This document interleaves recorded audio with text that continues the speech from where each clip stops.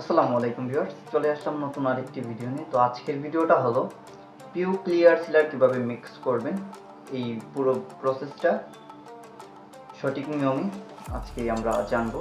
সঠিক নিয়মে কিভাবে মিক্স করতে হয় এবং কি কি কালার লাগে এবং কতটুকু পরিমাণ দিতে হবে, এই পুরো বিষয় নিয়ে আজকের ভিডিওটা। তো ভিডিওটা সবাই না টেনে শেষ পর্যন্ত দেখবেন। ভিডিওটি ভালো লেগে থাকলে অবশ্যই লাইক, কমেন্ট, শেয়ার করে দিবেন।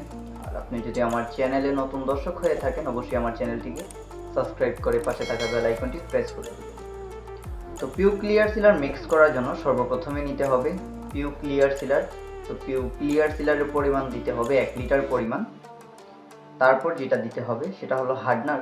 হার্ডনারের পরিমাণ দিতে হবে 500 গ্রাম। 500 গ্রাম থেকে যদি আমরা বেশি দিই সেই ক্ষেত্রে আমাদের ক্লিয়ার সিলারটা ফাটা দিয়ে দিতে পারে। আর যদি আমরা 500 গ্রাম থেকে কম দিই সেক্ষেত্রে আমাদের ক্লিয়ার সিলারটা শুকাইতে 3 থেকে 4 দিন সময় নিতে পারে।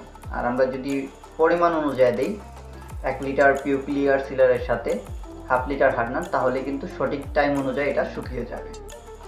তো হার্ডনারের বিষয়টা আশা করি আপনারা সবাই বুঝতে পারছেন।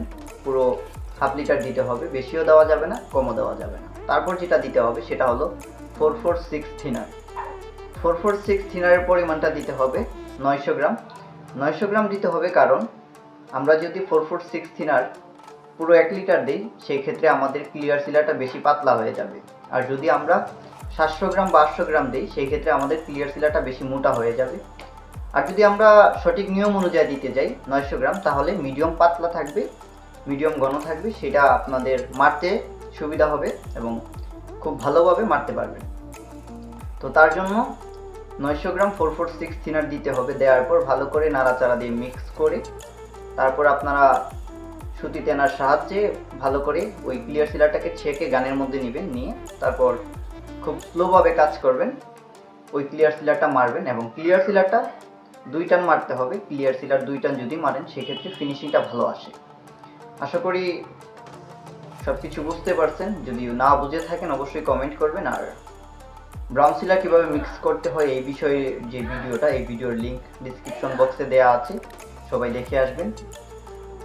ভিডিওটি ভালো লেগে থাকলে বেশি বেশি করে শেয়ার করে দেবেন। ভালো থাকবেন সবাই, আল্লাহ হাফেজ।